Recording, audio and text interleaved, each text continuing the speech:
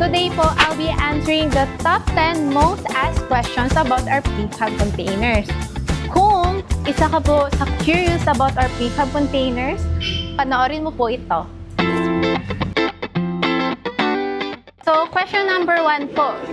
Pwede ba ang prefab kahit maliit lang ang lote ko? Yes po, yung prefab po ay pwede kahit saan. Ang prefab units po natin ay very customizable depending sa pangangailangan nyo po. So, pwede siya kahit saan, kahit maliit or malaki yung lote nyo po. Question number 2 naman, kung lumipat ako ng lugar, pwede bang i-transfer ang prefab? Yes, pwede bang lipat yung prefab po natin. Pwede po siyang i-disassemble tapos i-install sa bagong lugar, or pwede ang gawin po is i-crane yung buong unit and then ililipat po doon sa bagong lugar niyo po. Question number 3 naman po natin, pwede bang i-extend or dagdagan in the future? Itong question na to, bagay to sa mga limited yung budget, no? So, kunyari ang gusto mo is 2-story na prefab, pwede ang gawin po natin is yung first floor muna para yung budget na pwedeng gamitin ngayon, yun muna gagawin. Then sa future, pwede nyo na pong i-extend, pwede nyo na pong gawin yung second floor nyo. Fourth question naman po, may maintenance ba na kailangan ng prefab units natin? So, itong prefab po natin, ang maintenance lang talaga is repainting lang po talaga. Very minimal lang yung maintenance. Question number 5 po.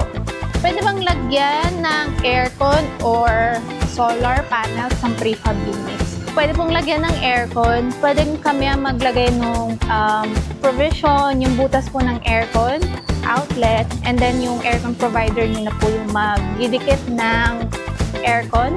And then yun sa solar panels naman po, since sa bubong ilalagay, kaya naman po ng bubong ng prefab units namin yung mga solar panels. Kung gusto ko ng sariling design, susundin ba daw namin? Yung sa design po, kung meron na kayong layout, you can send it to us and then i-check namin kung pwede namin gawin or kailangan nang i-customize ng konti, palitan ng konti yung design. Gaano kabilis ako makakalipat? Depende siya sa laki ng project, sa design. Wala talaga siyang sagot for that. Pero para meron kayong basis, no?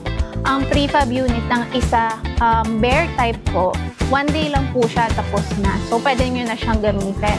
Pero pag 1 unit with 1 bedroom, bathroom, and kitchen, mga 1 week po bago matapos. 1 week, pwede na kayong tumira. Meron na po kayong sariling bahay. Pwede ba ito for provinces or malalayong lugar? Of course, yes po. Kahit saan pwede yung prefab. We can deliver and install nationwide. Pwede kahit saan ilagay. Magastos ba ang prefab versus traditional na bahay? So, ang prefab po, mas mura kasi mas mabilis siya una-una. So, pag mas mabilis, mas mababa yung labor cost kasi mas mabilis siya. And then sa materials naman, since gawa siya sa factory, of course, yung quality, same pa rin. Sure ka na yung quality makukuha mo maganda, hindi siya yung papalit-palit lang quality. Yun yung advantage ng prefab. Paano kung gusto ko na pang business or residential? Pwede siya kahit saan. So, kung gusto mo siyang tirhan, residential, pwede.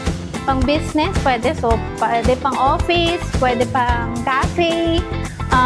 Usong-uso ngayon, Airbnb, apartment, pwede po siya kahit saan. Itong maliit na unit na to, very customizable at kahit ano talaga pwede gawin. So if you have more questions po, mga questions na hindi namin nasagot dito, just comment it down below para masagot namin sa next video na gagawin namin.